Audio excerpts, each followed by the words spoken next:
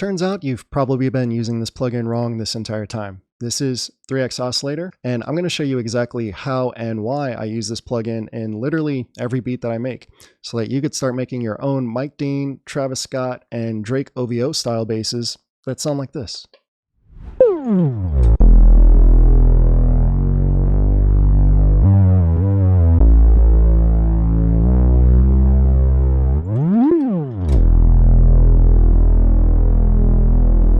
And you could download 20 of these synth-based samples for free. Link is in the description.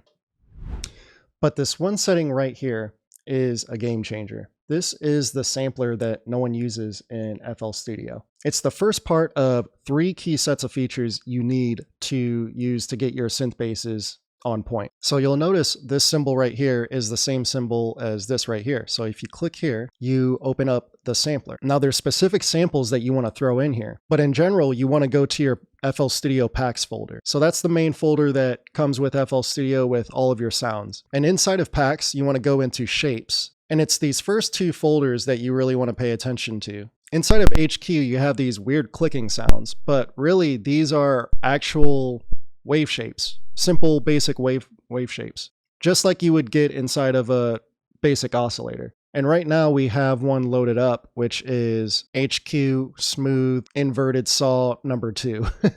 But it's this shape that is getting us that unique synth bass deep low end that you're not going to be able to get with these other basic waveforms. And don't get me wrong, you could still build some pretty nice synths using those wave shapes, but we're gonna try to be a little more unique by using this sampler. Another thing you want to pay attention to are the pre-computed effects.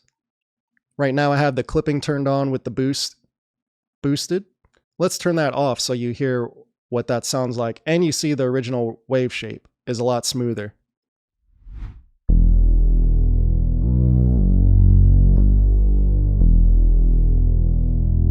Versus, let's clip it, boost it, square it off.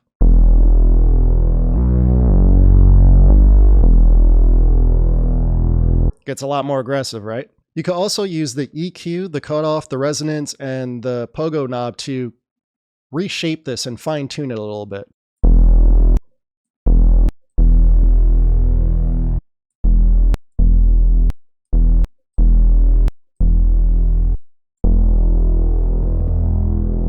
So already we're getting a wide variety of tones and shapes and resonances out of this.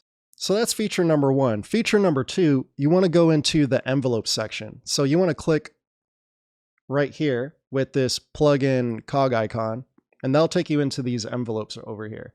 And what's special about this section is the filter right here. This is what's giving us the growl that we're looking for. So if I were to reset this back to default, you might be surprised what this actually sounds like.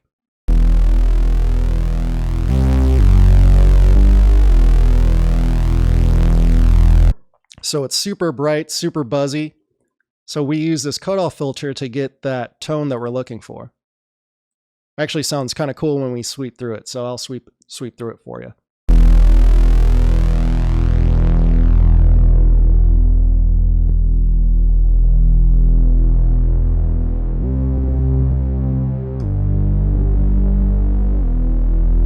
And that's without any extra resonance. If you boost it, it's going to boost wherever we set this cutoff to. So that tone is going to get highlighted.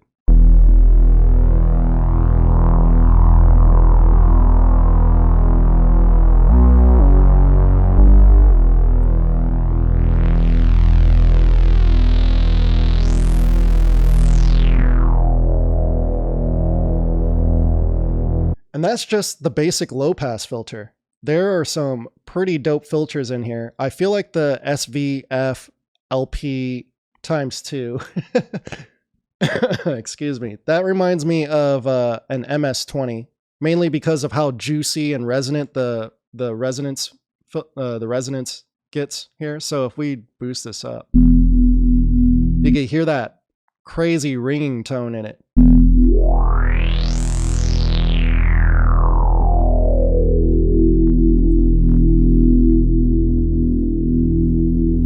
Yeah, that's very MS-20 in my head. with that style of resonance. You're not really going to get that with the other filters here. See, it's not as juicy compared to this. So that's probably the best resonance out of all the filters there. And then basic low pass, just so that you know what it sounds like.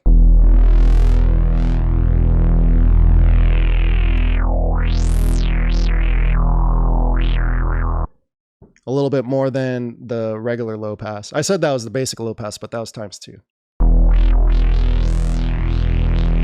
You could hear that resonance isn't as pokey, even when you crank it up. And then fast low pass.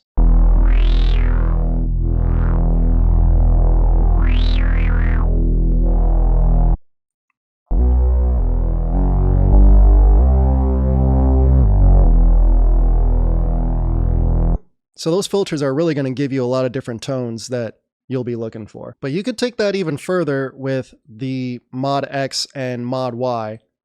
And I actually have Mod Y engaged right now. And Mod Y is literally the resonance knob here. So this envelope is controlling what this knob is doing over time. So it's making the knob spike up and then drop down.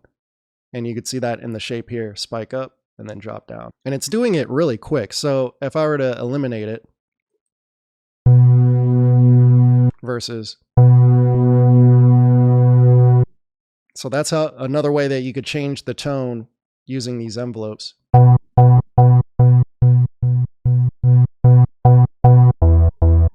Same deal with the cutoff. Right now I'm not using it, but if I were to turn it on,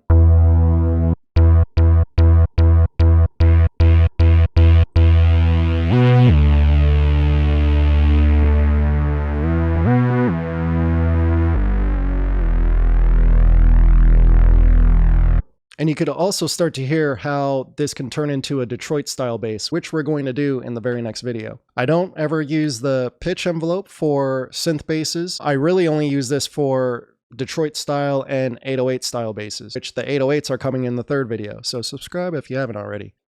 So the third set of features that you want to pay attention to are the miscellaneous. So if you go here into this wrench tool, you'll come to this page that looks absolutely crazy, but there's only a couple settings that you have to pay attention to here. Most importantly, just make sure that it's mono, and I go ahead and set the polyphony to 1 just for caution. I swear I can hear a difference between this being set to nothing versus set on 1, but yeah, so I set it on 1 just to make sure that it really is in mono. And when I say mono, I don't literally mean the sound is mono.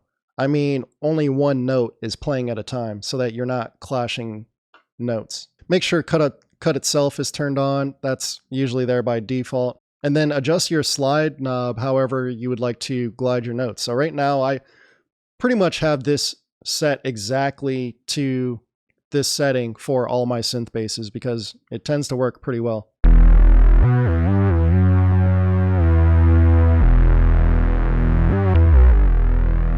Versus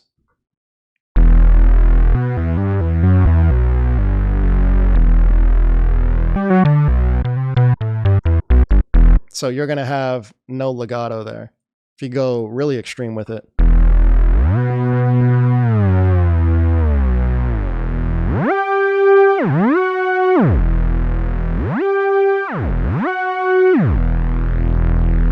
Yeah, you gotta have fun with that.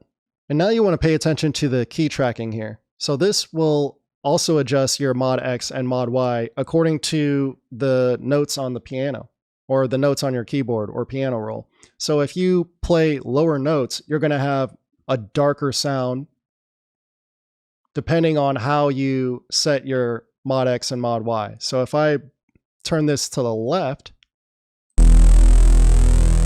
all of a sudden the tone got brighter on my lower notes. And as I go up the keys, it gets darker and darker.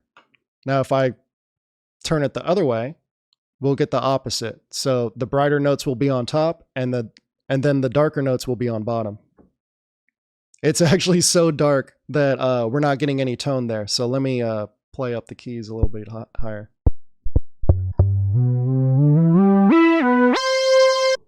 Yeah, that's set to an extreme there. Let me there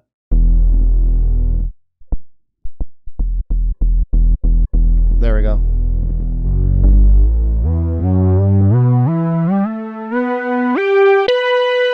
So it gets brighter and brighter as we go.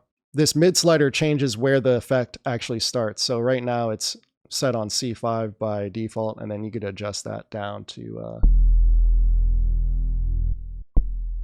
as low as you'd like.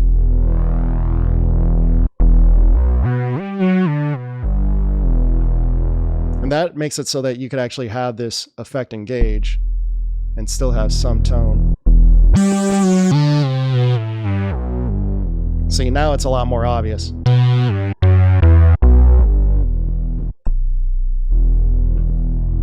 But now let's make these even better. I want to show you some secret sauce here. As good as these sound, I can always make these sound better, but I promise you 90% of the time, I honestly just leave these unaffected, and I don't do this, but I know that a lot of people do love it when I add this effect on here. So if you go to Destructor inside of FL Studio, I actually designed 20 different synth bass Destructor presets, and not all of them sound good on every synth bass, but you gotta kind of pick and choose and figure out what works for what. There's specifically 3 Destructor modules that I use. So it's just the distortion, the speaker, and the filter, and not necessarily all 3 of those. But I don't ever use the chorus inside of Destructor. So that's something to keep in mind with this effect. And by the way, you could get this entire synth bass collection with the presets, the effects, and the samples all together if you want to check that out in the description. So here's what this sounds like without it, with it. We're just going to go through a few of these effects.